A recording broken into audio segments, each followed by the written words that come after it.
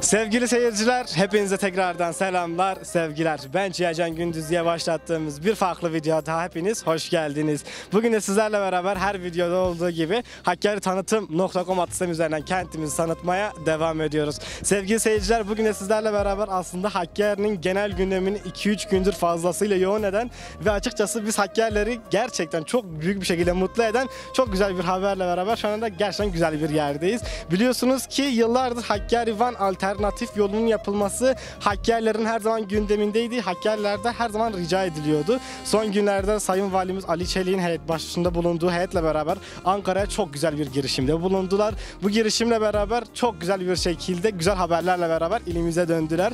Şu anda sizinle beraber Levun bölgesindeyiz. Hakkari ilinin Levun bölgesinde.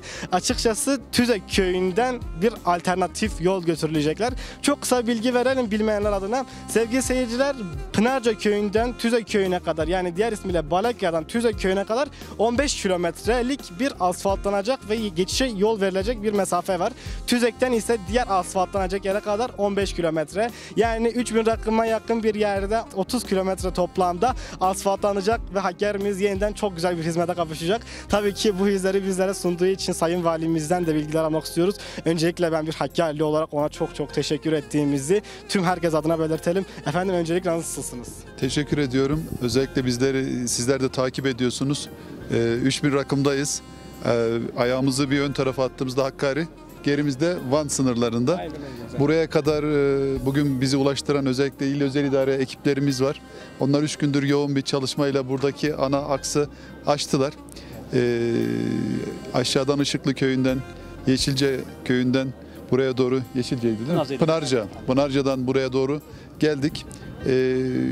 Ankara'daki ziyaretlerimizde, daha önceki Sayın Cumhurbaşkanımızla yaptığımız toplantılarda da Hakkari ilimizin sorunlarını hem il başkanımız hem ben dile getiriyoruz. Önemli olan huzur ortamının pekiştirecek iyilikler ve güzel hizmetlerle Hakkari'yi buluşturmak.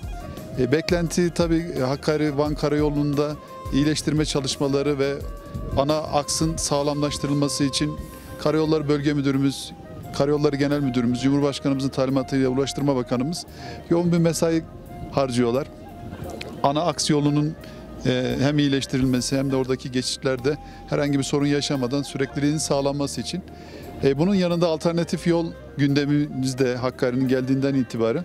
Onunla ilgili de bizlere Sayın Cumhurbaşkanımızın verdiği talimat karayollarımıza alternatif alanları bir değerlendirmek için hep beraber bir yerinde inceleme gezisi yapıyoruz. Sağ olsun Karayolları Bölge Müdürümüz de bize eşlik ediyor. Mühendis arkadaşlar eşlik ediyor. En kısa sürede tabii daha kolay, pratik çözüm bulunabilecek alanlara da hep beraber 2-3 alternatif üzerinde çalışıyoruz. Burası da en gündemde olan alanlardan bir tanesi. Bunu hep beraber heyet olarak bir yerinde incelemek istedik ki alanın yapılabilirliği de önemli. Yani yolu yapmak bir İş ama yolu açık tutup işletmek de bir iş. Sen de çok güzel bahsettin. 3000'li rakımlardayız. Daha yüksek rakımlardan geçtiği zaman 6-7 metre kar kalınlığına ulaşılabiliyor. Bu da yolun kış aylarında özellikle açık tutmasında ciddi problem oluşturuyor. Tabii bu bir mühendislik meselesi. Arkadaşlarımız, mühendislerimiz de bizimle beraber topografiyi ve proje çalışmalarını kayda alıyorlar. Geçilebilecek güzergahlarda hem kış şartlarını hem coğrafyayı hem heyelan bölgelerini hem zemin etütleriyle beraber bir çalışma yapacaklar. İnşallah kısa sürede bu aksların Hakkari'ye hizmet edecek şekilde çözüm üretilebileceğini düşünüyorum ben. Bu anlamda da hem yerelde sizlerin beklentileri hem de kamu hizmetinin sürekliliği için bir çözüm bulacağız. Önemli olan da o, gayret etmek, bir yerinden başlamak. Şu anda hep beraber bir yerinden başlamış durumdayız. Bir yerinden başlayınca bitirmek için de niyet etmiş oluyorsunuz. İnşallah niyetimiz odur. Devletimizin, milletimizin, Hakkari'mizin beklentisi de budur. Bir yerinden başlandığı zaman inşallah o sonuçlar elde edilir. Bu da güzel bir başlangıç. Hep beraber bizler vali olarak, il başkanımız, siyasi alan, belediye başkanımız, Urankaya Belediye Başkanımız, muhtarlarımız, hepsi, Karayolları Bölge Müdürümüz, il özel idaremiz, devletin tüm kurumları milletiyle beraber inşallah bir çözüm üretir. Bundan emin olsun Hakkari'li vatandaşlarımız. Ben son olarak şunu soracağım. Tabii ki teknik bölümü siz bizden daha iyi bilirsiniz buranın işleyişini ama biz genel olarak işin resmiyetine bakan halk olaraktan her an bir deprem riski ile olduğumuzu biliyorsunuz efendim. Herhangi bir tehlikeli durumda bu yol ne kadar süre içerisinde tamamlanır? Bu yıl içerisinde biter mi? Halkımız buradan ne zaman güvenli bir geçiş sağlayabilecektir? Yani Allah korusun, deprem ülkemizin gerçeği. Bugün yaşadıklarımız, 6 Şubat'ta yaşadıklarımız, ben 6 Şubat'ta akşam Hakkari'deyim.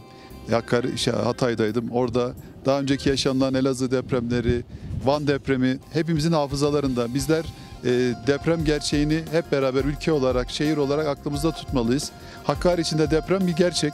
Bununla ilgili hem devletin üstlenmesi gereken sorumluluklar var, hem de vatandaşlarımızın üstlenmesi sorumluluklar var. Tabii ana karayolumuzda iyileştirmeler ve depremle ilgili yaşanabilecek sorunları hepimiz biliyoruz. Onları zaten hızlı bir şekilde çözümü için Karayolları Bölge Müdürümüz, Genel Müdürümüz, Bakanımız talimatlarını verdi. Orada hemen hızlıca adımlar atılıyor. ZAP 4 köprüsündeki yenileştirme ve hızla çalışmalar başladı. O kısa sürede çözülecek. Bu bir uzun vadeli planlama şeklinde düşünmek lazım. Bu aksı açık tutmak gerektiğinde, ihtiyaç duyduğunda bütün akslar açık tutulabilecek devletimizin gücü var. Çünkü Hatay örneğinden verebilirim.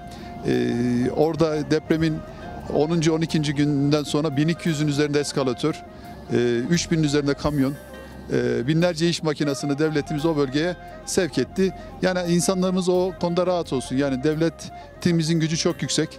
Eğer bir olumsuzluk yaşanırsa devlet ona çok kısa sürede müdahale olur.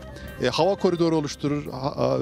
Bozkurt selin felaketinde, Hatay'daki depremde devletimizin bütün imkanları vatandaşımız için seferber edilmiş durumdaydı. Yani Allah korusun deprem olmasın ama olduktan sonra çözüm üretecek güçlü bir devletimiz var. Milletimizin her anında yanında. Onun için öyle bir birebir elzem olacak, yani bugün panik yapacağımız bir konuda değil. Ama buna ilişkin hazırlıklarımızı yapmamız, alternatifleri de geliştirmemiz lazım ki bu da bizim sorumluluğumuz ve görevimiz. Onun için buradayız zaten. Pazar günü herkes, devletin bütün kamu görevlileri, bölge müdürümüz Van'dan geldi. İl başkanımız, bizler Hakkari'ye ne yapılabilir için çaba sarf ediyoruz. Onların da desteğini bekliyoruz. Hepimiz bu şehir için, bu ülke için huzuru ve güveni arttırmak, hizmeti de büyütmek zorundayız. Sizler de buradasınız hafta pazar günü. Hepinize teşekkür ediyorum. Allah razı olsun. Çok sağ olun. Çok sağ olun. Sizin çok güzel sözleriniz vardı. Dinleyen herkese çok teşekkür ederim ama Sayın İl Başkanıma da mikrofon. Çok özür diliyorum, önünüzden geçeceğim ama sizin de bahsettiğiniz gibi İl Başkanı'nın da çok güzel girişimleri vardı sizlerle beraber Ankara'da. Yüksekova sulama projesinin ihalesinin talimatını aldık hep beraber. Bence Yüksekova için çok değerli bir iş. Bunun ihalesi hemen yapılacak. Önümüzdeki yıllarda da, yani önümüzdeki aylarda da inşaat süreci başlayacak. Yüksekova'nın verimliliği, oradaki üretim kapasitesi, tarım potansiyeli gibi birçok konuda sağ olsun Cumhurbaşkanımızın önderliğinde devletimizin yetkilileri, büyükleri Hakkari'mize ayrı bir önem veriyor. İnşallah hep beraber bizler de sorunları doğru yerinde ve zamanında aksettirirsek sorunları hep beraber çözeriz. Başkanım da sağ olsun. Razı olsun. Çok teşekkür ediyorum. Sevgili seyirciler, dediğim gibi Ankara'daki giden heyetle beraber çok ön plana çıkan ve bizim de çok teşekkürler bulunduğumuz Sayın İl Başkanım Zeydin Kaya bizimle beraber şu anda. Açıkçası bir Hakkari olarak efendim çok teşekkür ediyorum. Bu güzel girişimlerde bulunduğunuz Yüksekova'nın su kanal projesidir, bu alternatif yol projeleridir ve bir sürü projede öncelik sağladınız bizler hepimize. Çok teşekkür ediyorum. Alternatif yol hakkında sizlerden duyabileceklerimiz nelerdir efendim? Şimdi Allah nasip ederse biz büyük ihtimal çok kısa bir sürede, belki yarın Sayın basın mensuplarımızla bir araya geleceğiz. Gerek Ankara'daki ziyaretlerimiz, gerek alternatif yolla ilgili de ayrıntılı bilgi vereceğiz. Sadece şu gün burada olmamızın sebebini Sayın Valim de izah etti. Şu kadar ifade etmiş olayım. Halihazırda biz dün Van'dan yola çıktık ve bu yol güzergahını kullanarak Hakkari'ye geldik.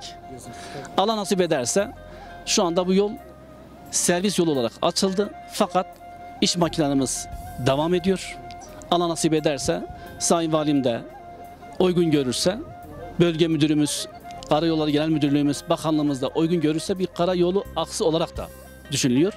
Dolayısıyla halihazırda Allah nasip ederse eksik kalan yerleri de genişletmek, yeni diyelim ki güzergahları düzeltmek suretiyle bu yolu daha aktif hale getireceğiz inşallah. Yani çok teşekkür ederim. Belirttiğiniz üzere ben de o yüzden bir soru çıkayım.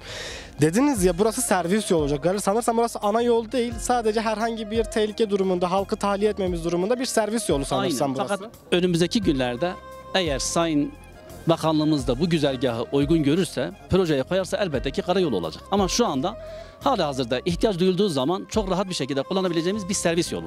Servis yolu, karayolu kavramında şu şekilde izah edilir. Ana yolun herhangi bir nedenle kapanması halinde tahliye olarak kullanabileceğimiz bir yoldur. Dolayısıyla şu anda bu yol açık. Ama Allah nasip ederse bizim amacımız bu yolu daha aktif, daha verimli, daha güzel bir yol haline getirebilmektir. O da olacaktır inşallah. İnşallah efendim. Teşekkür ederim. Çok güzel girişimlerde bulundunuz bu süreç boyunca siz ve başta Sayın Valim olmak üzere. Bu güzel girişimlerinizin devam edeceğinden hiçbir şüphem yoktur. Buranın şu anda bir servis yolunun ileride çıkacağından da eminiz ki ileride bir karayoluna tahliye edilirse daha güzel projeler yapılacağını siz benden daha iyi biliyorsunuz efendim. Kısa keselim, siz de daha iyi bölmek adına, daha iyi bölgeyi görüntülerden görmek adına röportajımız yavaş yavaş burada sonlandı. Başta Sayın Valim Ali Çelik olmak üzere İl Başkanımız Zeydin Kaya ile beraber sizlere elimizden geldiğince alternatif yolun ne zaman başlandığını, ne kadar sürede bitebileceğini ve Hakkari için ne kadar faydalı bir yol olabileceğini dilimiz döndüğünce sizlere anlatmaya çalıştık. Tekrardan Sayın Valime ve Sayın Zeydin Bey'e çok teşekkür ederim. Bu röportajları kabul ettiler ve bizimle de bu güzel açıklamaları bizlere bulundular. Siz de bir dahaki videoda hoşça kalın efendim. Görüşmek üzere.